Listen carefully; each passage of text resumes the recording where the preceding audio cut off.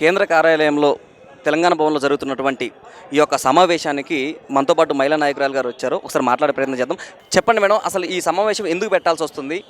మరోపక్క Telangana BRS party పెట్టి 25 సంవత్సరాలు పూర్తయిన సందర్భంగా పెడుతున్నానని తెలుస్తుంది. సో ఇలాంటి ఇప్పుడు ప్రభుత్వం చేస్తున్నటువంటి ఏవైతే కార్యక్రమాలు ఉన్నాయో, అభివృద్ధి కార్యక్రమాలు, దీని మీద ఎలా ఉండబోతున్నాయి బీఆర్ఎస్ పార్టీ చర్యలు? కాంగ్రెస్ పార్టీ అధికారంలోకి వచ్చి దాదాపు సంవత్సరంన్నర కావస్తుంది. అనేకమైనటువంటి ఆచరణ సాధ్యం కానటువంటి హామీలు ఇచ్చి ఇవాళ ఏ ఒక్క హామీని కూడా నెరవేర్చని పరిస్థితి. ఇవాళ రుణమాఫీ విషయంలో కానివ్వండి, రైతు బంధు విషయంలో కానివ్వండి, అదేవిధంగా తులం బంగారం విషయంలో కానివ్వండి, అవ్వ తాతలకు ఇవ్వాల్సినటువంటి పెన్షన్ విషయంలో కానివ్వండి, ఏ ఒక్క హామీ నెరవేర్చకుండా ఇవాళ ప్రజలను అనేకమైనటువంటి ఇబ్బందులకు గురవుతున్నారు. ఇవాళ ముఖ్యంగా ఏవైతే ప్రజా సమస్యలు ఉన్నాయో వాటి మీద ఎప్పటికప్పుడు ఇవాళ మన గౌరవ అధ్యక్షులు శ్రీ కేటీఆర్ గారు స్పందిస్తూనే ఉన్నారు.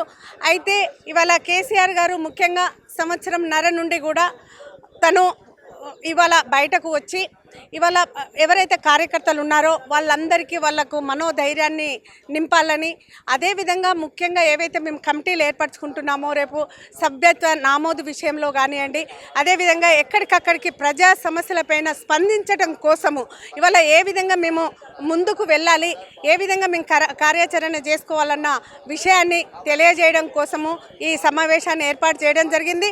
అంతేకాకుండా రాబోయే కాలంలో వచ్చే ఎలక్షన్స్ ఏవైతే ఉన్నాయో, స్థానిక సంస్థల ఎలక్షన్లు ఏవైతే ఉన్నాయో, ఇప్పటికే ప్రజలందరూ కూడా కేసీఆర్ వైపు చూస్తున్నారు. మళ్ళీ సారే కావాలి అని ప్రజలు కోరుకుంటున్నారు. కాబట్టి ఇవాళ రేపు రాబోయే స్థానిక సంస్థలలో ఇప్పటికే ప్రతి ఒక్కరు చెప్తున్నారు, ఇప్పటికే మనం ఇవన్నీ చూస్తున్నాము.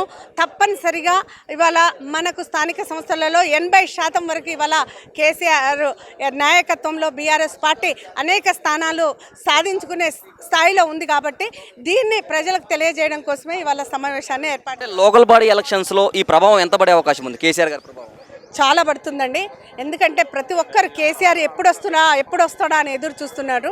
అట్లాంటిది ఇవాళ మీటింగ్ పెడుతున్నారంటేనే చాలామంది ప్రజలు మాకన్నా ఎక్కువ, కార్యకర్తల కన్నా నాయకుల కన్నా ఎక్కువ ఇవాళ ప్రజలే ఇవాళ ఎదురు చూస్తున్నారు. కేసీఆర్ మహిళలకు ఫ్రీ బస్సు పెట్టినాం, తర్వాత రైతు భరోసా విడతల వారీగా మేము రిలీజ్ చేస్తున్నాం, తర్వాత ఆత్మీయ భరోసా కూడా అన్ని రెడీగా ఉన్నాయి, ఇప్పుడు కోటి రేషన్ కార్డులు ఇస్తున్నాం, అయినా కూడా బీఆర్ఎస్ పార్టీ కావాలని బురద జల్లే ప్రయత్నం చేస్తుందంటే దీని మీద సమాధానం? ఇప్పుడు బస్సు ప్రయాణికులను అడుగుతూనే వాళ్ళు చెప్తున్నారు, ఎక్కడికి వెళ్ళినా కూడా అసలు ఆడవాళ్ళకి ఈ ఫుల్ ఛార్జ్ అవసరం లేదు, మాకు సగం ఛార్జ్ ఇచ్చినా పర్వాలేదు, కానీ మగవాళ్ళకు కూర్చోవడానికి స్థానం లేదు.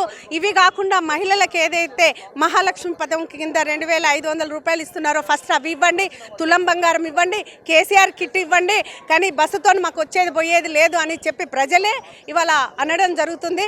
దీన్ని బట్టి చూస్తే ఇప్పుడు మనకు అర్థమవుతుంది కదా, ఇవాళ మీరు ఏ హామీ ఏది నెరవేర్చారు? రుణమాఫీ అని చెప్పి కేవలం 25% కూడా ఇవాళ రుణమాఫీ చేయని పరిస్థితి ఏర్పడ్డది. కాబట్టి ఇవన్నీ కూడా అబద్ధపు వాగ్దానాలు అని చెప్పి ప్రజలకు అర్థమైంది. కాబట్టి ఇవాళ ప్రజలు కేసీఆర్ వైపు చూస్తున్నారు.